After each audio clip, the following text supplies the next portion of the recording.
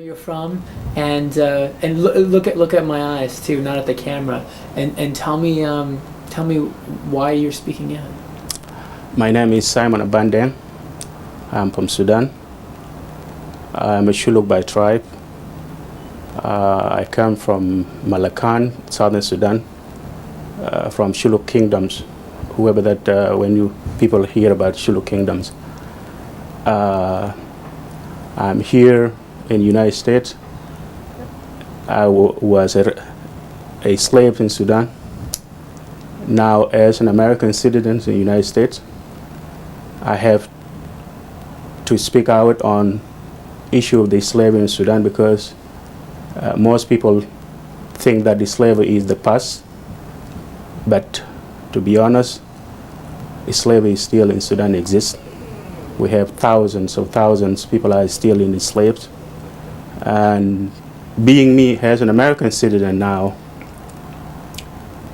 I think this is the only place in the world where you can speak your mind and to help those who are still in the slavery, because in Sudan you will not be able to speak. If I am in Sudan, I will not be speaking about this issue because in Sudan in particular, being a black person, you are a slave by nature. Leave out that you will be speaking, you will not be allowed to speak on this issue. Great. I think it's good if you keep looking at me while you're talking, so just you can concentrate on me. So Simon, tell me about your family is from this area called the Shilluk Kingdom. So can you tell us who the Shilluk are and a little bit about your ancestors? You come from a line of kings, right? So, and I'm curious, as a child, what did your parents tell you about who you were? Who were the Shilluk? How did you understand, it's called the kingdom too, so I'm very curious. Can you tell me a little bit about the Shilluk Kingdom? Shilluks are the tribes, one of the tribes in Upper Nile. I think in Upper Nile there are 6 tribes. Nuer, Shilluk, Denka, Anyuag, Murle, and Brund. Shilluk are the second largest in Upper Nile. And historically they have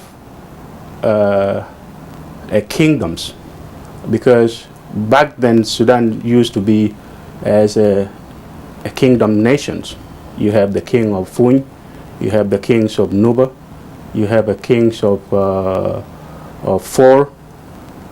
All these kingdoms, they all perished. The government of Sudan then and the Arabs were able to get rid of those kingdoms. The only kingdom which is still exists in Sudan today is the Shilluk kingdom. It's my kingdoms, and it still exists under the king of Kuong Dak of present today. Is your family related to the kings? My family are not related directly to the king, but my family are one of the 12 chiefs whom are the advisors to the kings. In all Shilluk land, you start with king and the chiefs and sub-chiefs and the small chiefs. My family come from one of the 12 chiefs whom are next to the kings, which my grandfather was a chief, my father was one, and goes down that because your family have to be the one who is the ruling chief. It's not everybody will rule like the kingdoms. If you are not from the kingdom family, you will not become a king. So my families are the one of the chief families. What does Shilluk mean? Does it mean anything? Shilluk, I don't know historically. I don't know exactly what that means. Can you tell me about the Shilluk language, the Shilluk culture? What does it mean to be Shilluk? You see, to be Shilluk, especially in Sudan, is one of the tribes which is very unique. They have a system of democracy. They have a systems of respect from the top to downs, where everybody have a place, has a role, whether she or he have roles in the Shilluk kingdoms. For example, women has a role are being respected by the man, and then the men have roles that are being respected by the women exactly. In Shilluk, for example, traditionally, we have a system of marriage that when you are going to marry, there is a system that you have to pay these amounts of cow or these amounts of goat. Cannot be less and cannot go up. Even that you are too rich, you will not pay more because you're rich. That is the customs. And that system up to today it still exists in Sudan.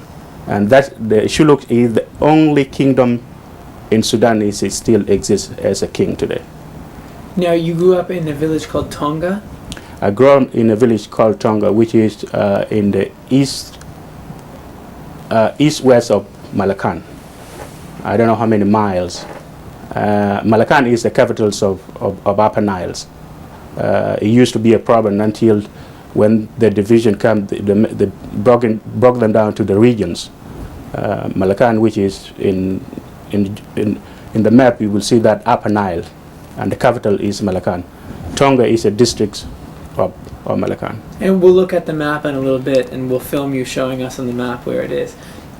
You grew up in Tonga.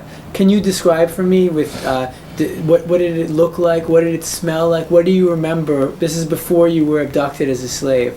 What do you remember? What are the beautiful things that you remember? Colors, smells. The more descriptive, the better. Can you tell me about Tonga? Tonga is one of the places in Malkal, which is on the Nile. It's so beautiful, so green. Growing up as a child, it is so lovely, especially among the family. The wars always come when the Arabs used to come and raid the villages and run down the villages. Even as kids, we used to wonder that, we did nothing wrong. Why our houses have to be burned down? Why people are being killed left and right? People who did nothing, people who have nothing to do with the government, and then being displaced. And this burning the villages is not happened just one time. It is something constantly by the Sudan government. They will come and accuse you that you are sympathizers to the Southerners rebels, and even that you have nothing to do with them. They will come and then round people up, killing them. And then, as a child, what always we were told that when the government come, when the army troops come, you cannot wait for your mom, you cannot wait for your dad, because everybody have to run for his life. And that was the painful moments growing up as a child in the village. But Tonga cannot be replaced by anything. It's so rich, so beautiful, and so unique. But unfortunately, all these things being taken away because our heritage being, being killed. What I mean by kill, if you burn down the house every year, burn everything in it, you are burning a culture of that human beings who is there. Do you remember who told you when you were a child that you need to run? Was it your mother, your father? Can you repeat that? Yeah, you see, it is something automatically, because we know that when that government comes, or when the army troops comes, they will not leave you because you are a child. And I remember some of the villages, if you are being caught, sometimes they will round up, when they ambush the villager, they will put the man's and the boy, you will be put next to your father. And that's where you will be killed there. Sometimes they will let women go and then kills all the men. And then if a child, even that is 1 month old, and he's a boy, you have to be killed with his dad. So someone told you, Simon, you need to run if they come? It is something automatically. It is something automatically, because the government has been killing the rest of the villages. Everybody knows. Everybody knows they are coming to kill. They are coming to burn the houses. So you need not to be told. It is something of reality that this is the fact. This is the fact. You have to run for your life. So one time you were 6 years old, I think. Am I right? That year? Can you tell me what happened? That raid that you remember? You were playing with your friends. You told me, and you ran through the grass. So if you can just tell the story for the people who are watching. Yeah, there was a time. So I want you to now talk about what it was like to be a slave, and how the different members of the family treated you, and what your day was like, and also both what you did and also how you felt. And if you can mix them together, that's very interesting. Tell me when you're ready, Justin. All right.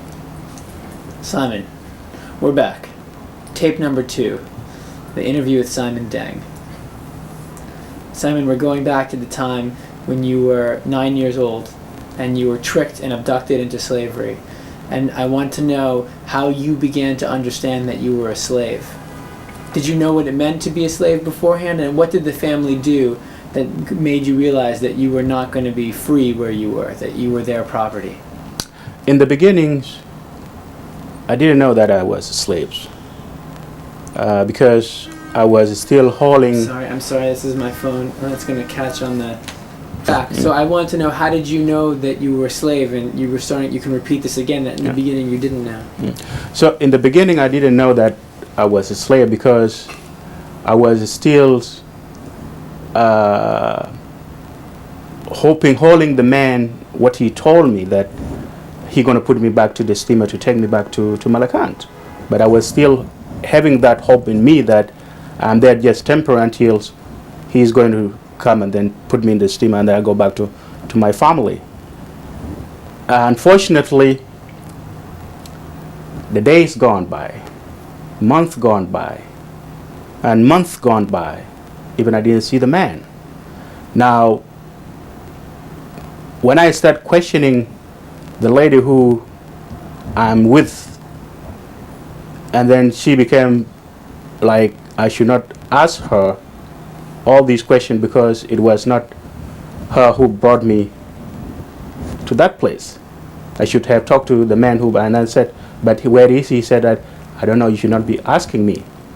And then this is where the reality start kicking in, that now is going to be a different stories. And then also that when I see the way the other guy is being treated so badly, because he have to get up in the early morning to go and carry water from the river to the house. The water which always being carried by the donkey. Now he's the one doing that job. No, I have to interrupt you. Not you. You did not make you be a slave? We're doing the same thing, but he's bigger than me. He's more, he's stronger than I. And that's why those families choose him over me, because he will be doing more work than I do. He is capable to do more other, house slave than I do, because being me as a little one. And the way they were treating him, and the way they used to beat him up and calling him all these names of his slaves, and then I realized that it's not him alone being a slave, it's all of us being a slave. And then when the kids, the boys, threatening me like with the picture that I told you, that with the money picture, that this is what you're going to end up like if you try to escape. And this is where the reality kick in now, as a slave. Secondly, if I'm the one going to get up in the early morning to clean the house, and then I will be the one the last person to go to bed, I realize that I'm now being enslaved. And then also that beside that, when people are eating food, I'm not eating the same food they're eating, because they have to eat, and whatever the leftover that dishes will be my food. And then by that time I didn't know what the slavery is all about. It is now, to me, it's like, somebody kidnapped me and then he make me just to work with them as a servant. I didn't know the meaning of the slave by that time. But that's exactly what happened in my captivity as a slave with them. Did they beat you? Oh, yes. I need you to say that. Yeah. The lady whom I stayed with was a little bit very nice, And probably because I was too young, the rest of the family was so ruthless, even to the point sometimes that lady used to get into the fight with them, because they always told the lady that she's protecting me more. Why she have to be protecting the slaves? Yeah. So the lady was, in somewhat was a little bit better. Her treatment to me was better compared to the rest of the family. What did the rest of the family do to you? The rest of the family, now, if I'm not doing anything over there, I have to come and then do the servants' work in their houses. And if I refuse, then there is a big problem to me. And then the lady always will tell me, if just do whatever that they told you to do, that to avoid them not to, to be so harsh on me. You were beaten, Simon. Yeah. I need you to tell me a story of one time. I know maybe painful for you, but it's very important for the camera. Can you tell us about one time when they beat you and what happened, and what did you say anything? Is there one time you remember? The worst part when there was, I think, an occasion in one of the family, and now I was told to go and get the water from the river, and that happened after that boy who was in that. I think that was a year later, after that boy disappeared. Because when he disappeared, I don't know where he gone up to today. He disappeared. Probably he escaped. Now, most of the job that he has been doing, they always will be calling me to come and then do that kind of job. And then I said, well, I'm not working in your family. I'm working in this house. So the lady come and then he slapped me so badly that day, that saying that I'm the one trying to divide the family. That family is one family. There is nothing called this family or that family. If I'm called here, I have to go. If I'm called there, I have to go. I have no choice. And that was a terrible, terrible thing, that even to the point that made me that I would not, resent it when they told me to do things after she beat me that day. What did she do? She hit you in the face? She slapped me in the face very badly. Very bad, and I fall down. Very badly. And then what she was telling me that even if that I cry, that will not do any good to me. Because what am I going to do? Where am I going to go? And I have to swallow the pain. It was terrible. It was terrible. Did you cry at all? By that time, crying will not do me any good. Because I don't know anywhere to turn to. So if I cry, the cry will not do me any good. Even the lady told me that the cry will not do you any good. So the only thing that is to obey whatever that they told me, because she really mean it when she told me that I'm not there to divide their families. When I mentioned that I'm not working with them, I'm working with the other family. And she was really, ruthless to me. And then that lady, when I went and complained to her, then she told me, then I told you before, if they told you to do anything, do it, because I cannot keep protecting you every time. And this is the lady that I'm staying with. So she left me with no choice, that I have to be just go and do the job here and go and do the job over there. Do you remember another time when you were beaten? The other time, it was after 2 years when we moved to Kosti. That was by the lady herself.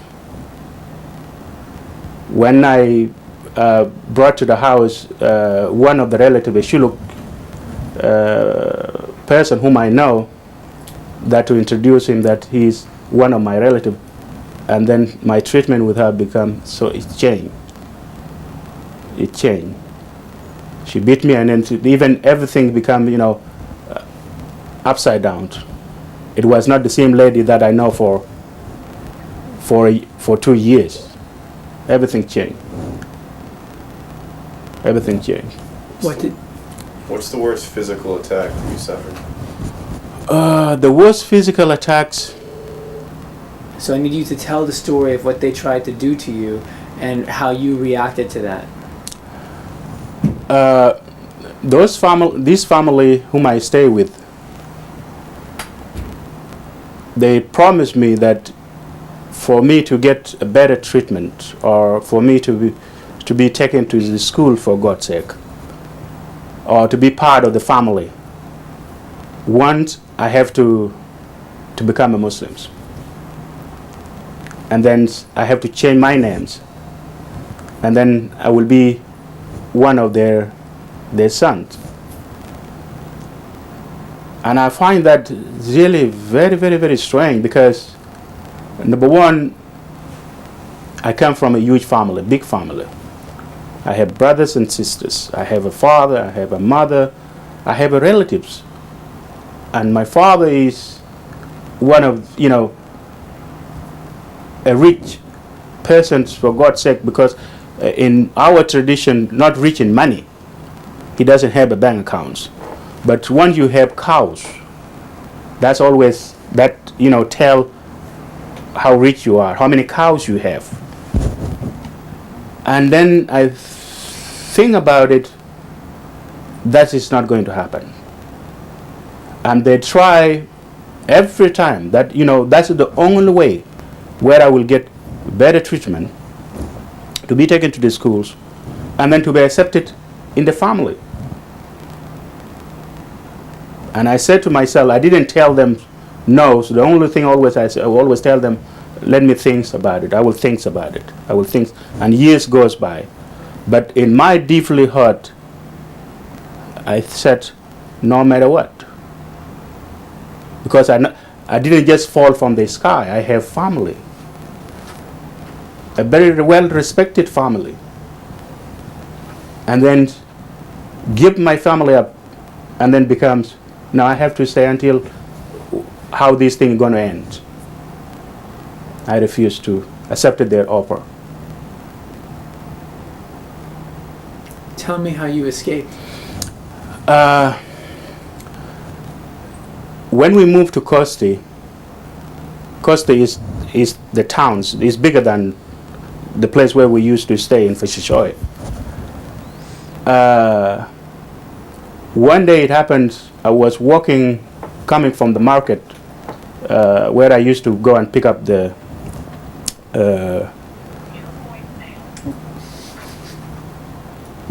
meat for cookings, because I will be the one going to get this in the market, get that. And then there was a group of Southerners working, and I saw them and I walked into them, because some of them with the tribal marks on them, and I didn't have tribal marks on me. So I walked into them and I spoke to them in Shilluk. So they were surprised, and then they asked me who am I, where I'm coming from, and then I told them that where I'm coming from, the village in the south. And then one of them said, well, we have one of the guys who work with us, he's from your village, but he is not here today. But tomorrow we'll be working in the same place where they work, because they didn't finish, and we're going to tell him to come and then meet you here. I couldn't wait to see what they say, whether it is true or not, until that day comes. And then I went over there, and then I saw that man. That was, like the sun came out in my life when I saw him. The person I know when I was a child, a person who is not far away from my family, but we are within the family, within the village. So, and then he himself couldn't believe it, and the tear falls in his eyes, because what happened was that for all these years, my father had been, offering 10 cows to whoever that will get his son, wherever his son is, and then he will pay 10 cows to that person as an offer. But nobody knows where I am. Nobody knows which direction to them to look for me. And to him, he couldn't believe when he saw me. So we went to the house. I said, okay, let me go where I'm staying with these peoples. I was very exciting, to bring one of my relatives to that family. But it was not the case to the family. When I told them that this person, I know him, and I told them his names, they was like, okay, but they didn't welcome him. They didn't welcome him. So I told them that tomorrow I'm going to go with him to see where he is staying. And then they said, no, you are not going to go there. I said, no, I'm going to go there and I'm going to come back. And then you can tell from their face.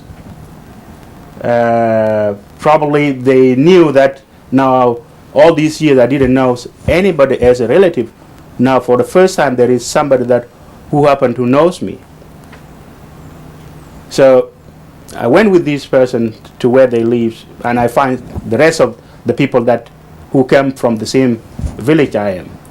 And then now it became like the same story that he was telling me, that what my father was searching for me all these years long.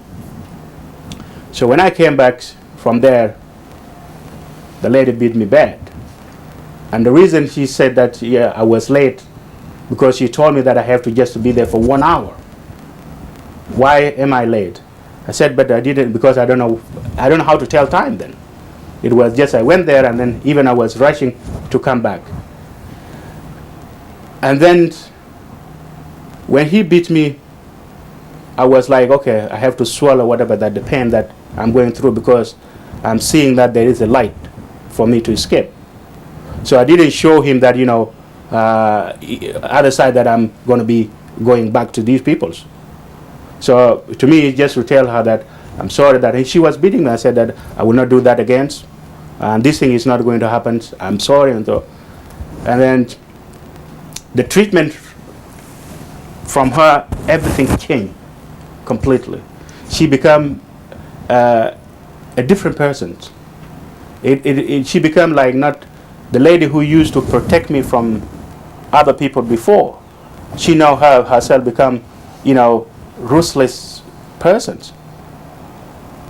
So, and then I stayed for a week. I didn't go back.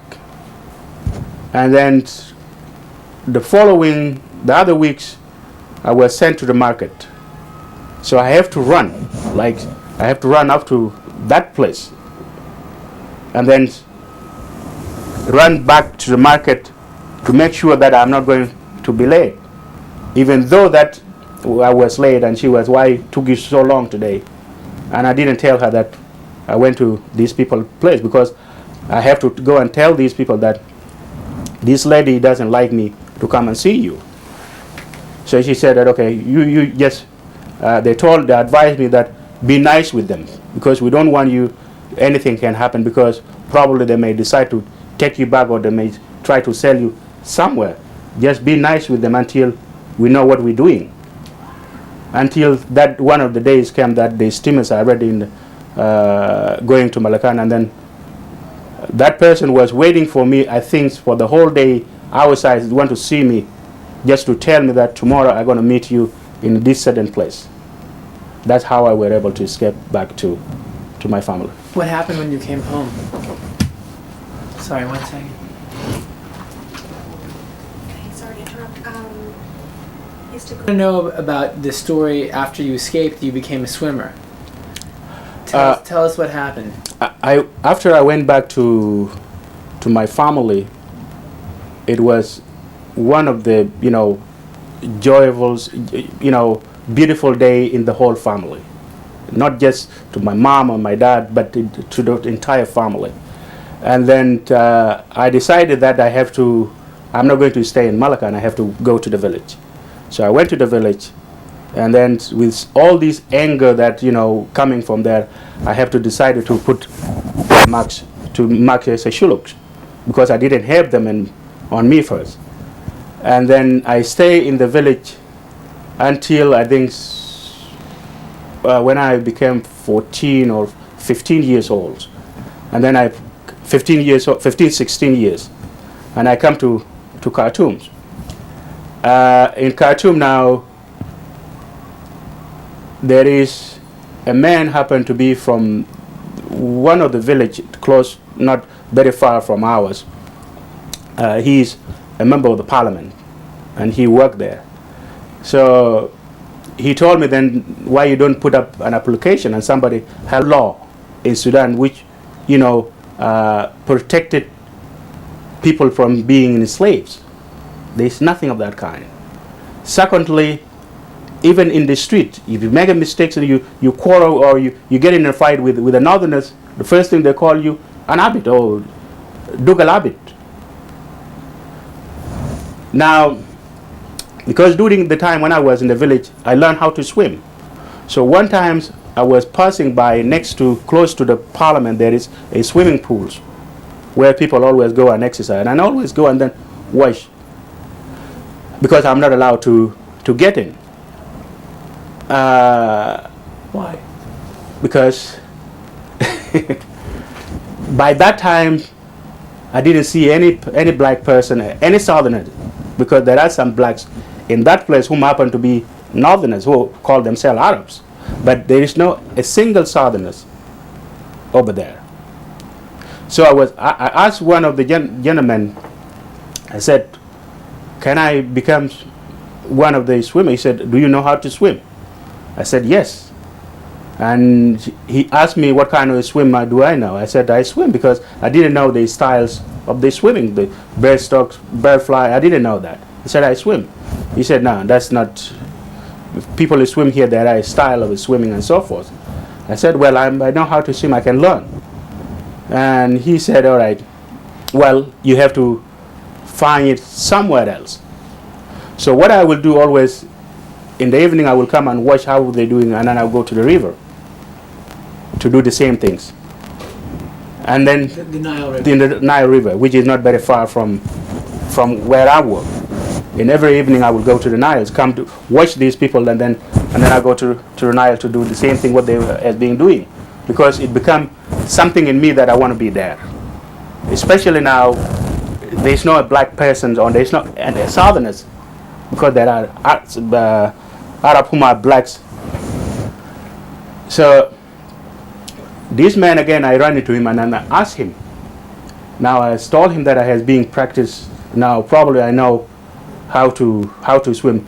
So he allowed me, because he's a coach, he allowed me to come in his days where he's the one coaching.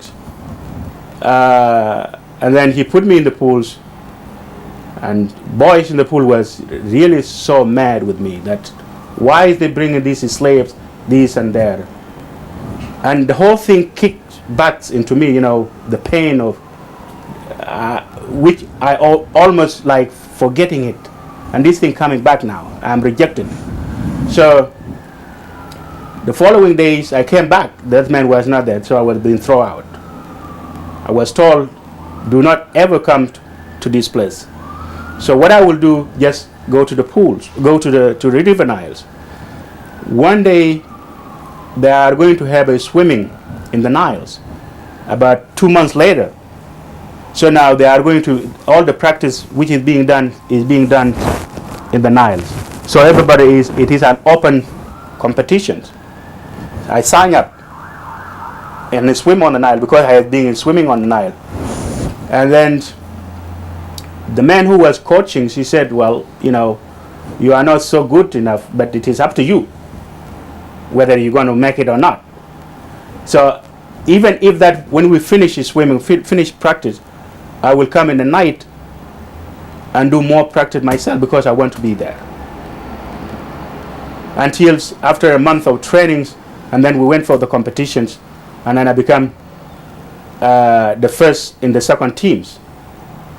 This is now, I was now accepted into the swimming, not because they like me, but I proved myself that I can beat those who are swimming in the pools. So I was accepted. We don't have much time, Yeah. so I want to get a chance to look at the pictures too. But I want to ask you, Simon, everyone talks that there's a genocide continuing and going on now in Sudan, and I wanted to ask you, just why are you have room, or are you at? Why are you speaking out now? You see, one day I thought, after coming here, thinking, or in Sudan, thinking that people will forget and forgive what has been going on. But question will come again, how can you forget and forgive while the same atrocities going on, and even not going on to the smallest scale, it's coming from the smallest scale to the biggest scales, to the point that now everybody knows, since the war started in 84, there is over 2.5 million people die in the southern Sudan. 2.5. Everybody knows there are 6 million Southerners whom are refugees, whether within the country or outside the country. Everybody knows now there are something called lost boy Southerners. Everybody knows that there is a genocide going on now in Darfur. So I have to ask myself, if I went through all this pain and then pretending that I have to forget, I will be a hypocrite. Because I'm lucky to be in the United States. I'm lucky to be speaking out where people will listen. But there are thousands of people in Sudan today who have no voice to speak. And if I can be the voice of those people, why not? What is your message to, if you can tell me that you're an American citizen when you answer the question, what's your message to your fellow Americans? Can you just start by saying, Yeah. I'm now an As an American citizen in a free country where I can vote for somebody who will be represented me, I have to tell my fellows Americans that you are lucky to be here. There are people who happen to be like you in Sudan. They don't have the same kind of right and freedoms and enjoy a freedom of being a human being. And these are my people in Sudan. So as part of you, as I am part of you here, I want you to look at me and see my stories. And I'm lucky. But what about the rest of my people I left behind? Can you help me? If you can, then why you don't do something? Join hand with me and let's try, to correct all these kind of mistakes being going on. Because we cannot be silent of genocide going on. And this thing has been going on for years. And everybody just like, okay, so what? These are human beings. They deserve a right to live as a human being. Why they have to be subjects into that kind of miserable situation by the government of Sudan? And government, whoever that in power in Sudan, have to be whole accountables. Because you cannot subject a human being into the slavery. You cannot own a human being as a property. That's wrong. That's crime. And slavery itself is an evil act. Whether they do it through because of their religions allow them to do that evils. Nobody deserves to be owned as a slave by anybody. No human being should be the property of somebody. And we should not let people in Sudan doing it to the blacks, Africans. Can we just film one or two things quickly up here, Justin? Fantastic, Simon. I just want you to show us on there, and then we'll also look at some of these pictures very quickly, and then I know we need to go. But I just want to show on the map. Yeah. This is the map of Southern Sudan. I was born here in Tonga. Tonga is part of the districts of Malkal, which is Upper Niles. If you can see in the map, Malkal is here, and this is the Upper Niles, and this is Kodok.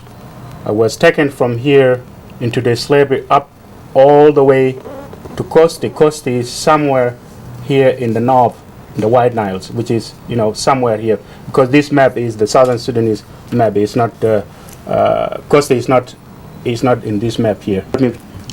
I don't know where you want to start. If you can show the competition. Yeah. All right. First of all, this is me here. The first year when I was accepted to be as a swimmer after I becomes a champions of the second teams, and this is me here, and then this is me here on the other side. That was some year later on, but I want to take you back here. This is the first cup that I won as the champions of the second teams, and that was the first outlet for me to become part of being accepted in the swimming. After I won this prize here, and then you can see how small I was here then. And then we went on, and these are some of the trophies that I won in all those events. Some of them here. Here I'm in the Africans Olympic game that was in Cairo, where Sudan will become the seconds. And this is me here. And then the Egyptian teams took the first place, and the Morocco took the second place. And you can see here, I and one of my friends from Zimbabwe, who happened to come and watch their teams. He's not a member of swimming. It's me here with the group from Angola here, too. You're not with any of the Sudanese? Sometimes I'm not with them. I'm always with them in hotels, but because there is not really a good relationship. Why? Because let me put it this way, even in this swimming, in this competition when I was here, we fought in hotels after one of our team was disqualified. What happened, we were doing the relay teams, and one of the guy who happened that I'm releasing him, he didn't touch the finishing, so I jumped. So now our team was disqualified because of him, not because of me. So in the end, they blamed me that I was, and even they was telling their, why the slave have to be, included in the team. So we fought in hotel. So you can see there is no good relationships within the people that I consider that my countrymen. Here also that you can tell I'm here with the groups, not the Sudanese. These are the Mauritanians teams. And then Salalite, it is mixed. I'm the only one from Sudan here. The same thing here. He is from Angola, and those two from Angola, except me from Sudan. The only place where you can see me with my teams when we are receiving the prize here. That's the only time that you see me with them. Here we mix with other teams. And then here, this is where you can see me there now with the Sudanese teams during the picture time. But I always don't associate with them. We need to go. Yeah. Great.